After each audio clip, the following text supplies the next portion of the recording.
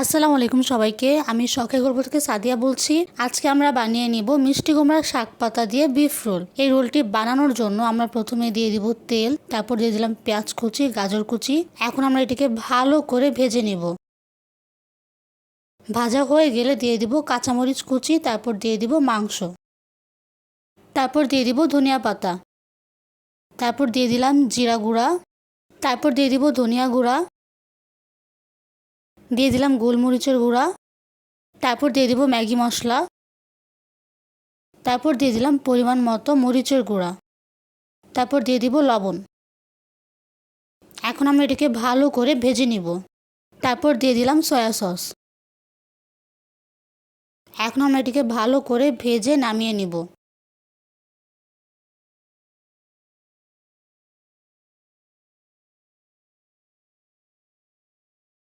নামিয়ে নেওয়ার পর আমরা মিষ্টি কুমড়ার পাতাগুলোকে গরম পানিতে হাফ বয়েল করে নিব।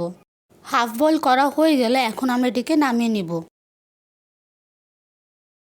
আমাদের খেয়াল রাখতে হবে এটি যেন বেশি সিদ্ধ না হয়ে যায়। হাফ বয়েল করা হয়ে গেলে আমরা এখন একটি প্লেটে পাতাগুলো নিয়ে নিব। তারপর আমরা মাংসের স্টাফটিকে পাতার মধ্যে দিয়ে দিব। এখন আমরা এটিকে রোল আকারে বানিয়ে নিব।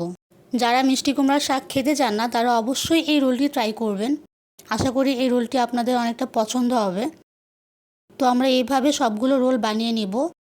রোলগুলো বানানো হয়ে গেলে আমরা এখন একটি বাটিতে দিয়ে দিব কর্নফ্লাওয়ার, তারপর দিয়ে দিব অল্প পরিমাণের মরিচের গুঁড়া, তারপর দিয়ে দিব পরিমাণ মতো লবণ। এখন আমরা অল্প পানি দিয়ে ব্যাটারটি তৈরি করে নিব। ব্যাটারটি তৈরি হয়ে গেলে আমরা রোলগুলো ব্যাটারে ডুবিয়ে ভালো করে ভেজে নিব। ঠিক এইভাবে আমরা এক এক করে সবগুলো রোল ভেজে নিব। আমাদের খেয়াল রাখতে হবে এটি যেন পুড়ে না যায়, এপিঠ ওপিঠ ভালো করে ভেজে নিতে হবে।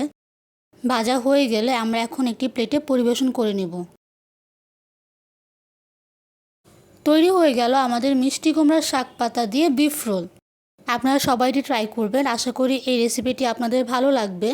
আর ভিডিওটি ভালো লাগলে লাইক, শেয়ার, সাবস্ক্রাইব করবেন আর আমাদের পাশে থাকবেন। আল্লাহ হাফেজ সবাইকে।